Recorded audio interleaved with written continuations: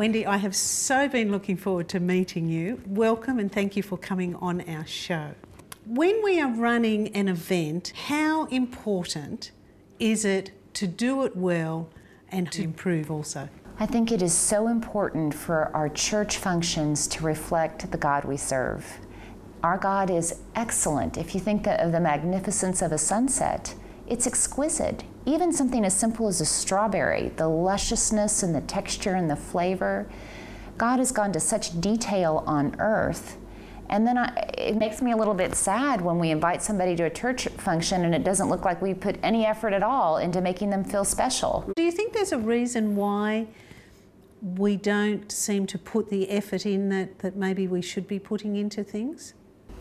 I have a few ideas, and they're just my own beliefs.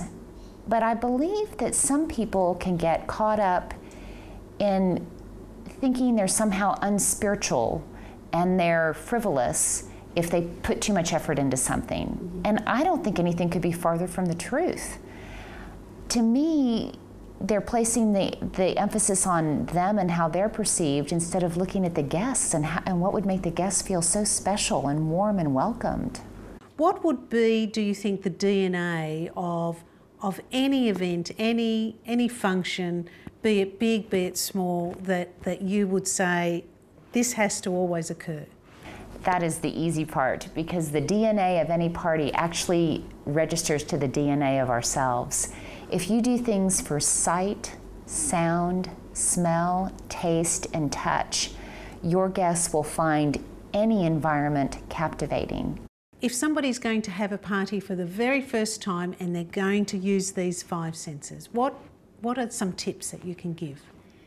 For the sense of sight, the most economical and beautiful lighting you can possibly use is candlelight. And that's the very first tip, is I would focus on the lighting. Lighting sets the mood and the tone for the whole event. And it also sends a signal deep inside of someone. When they walk in, it's like, ooh, this is great.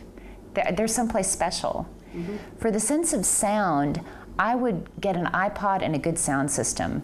You want upbeat music that matches the tempo of the party. You don't want classical pieces that drone. You want something that's lively, and you don't want talking. You don't want radio announcing chatter. So that's an easy thing to do for the sense of sound. And if you don't have an iPod, I would get your friends' CDs, gather the best songs, and then just burn a couple of yourself, stack it in your system, and press play. But you want everything ready at the press of the button. You don't want to be doing this the day of the party. These are things you do well ahead. Mm-hmm. For the sense of smell, there are so many really good ready-to-bake things. I would just have something in the oven. That's just such an enticing smell. Anything baking. For the sense of taste, if you greet somebody at the door, promptly offer and serve them a drink, they feel so pampered. And it can be a glass of water. But there's something calming about holding a glass. It relaxes a person's body language. If they're nervous, if maybe they're not a very social person, or maybe they just had a rotten day and are a little bit flustered, there's a calming effect when you just simply hold a glass.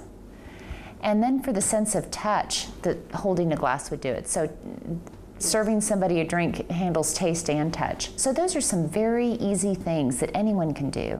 Putting on some events can be very expensive if you go down one particular line. Do you think you can do this and do it on a budget? Is that possible to do it well, yes, but on a very tight budget? Yes. I have a rule with any decoration that I buy. If I buy it, I have to be able to use it on 3 different occasions and at least 2 different times of day. And I think churches, any organization can do that. You can buy decorations that work within the environment for several different occasions. Mm-hmm.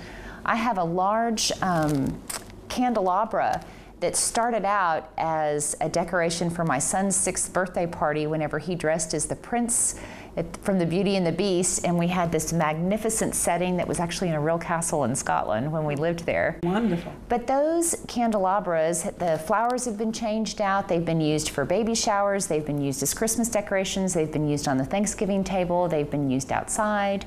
And so 8 years on, I'm actually more than that, I'm still using them, with subtle changes here and there. And that's what I would suggest to anyone, is look for something that will work with your things, that you have storage space for, and that you can take out and with minor alterations use over and over and over again. How would you use what you know about good entertaining and express your faith all at the same time?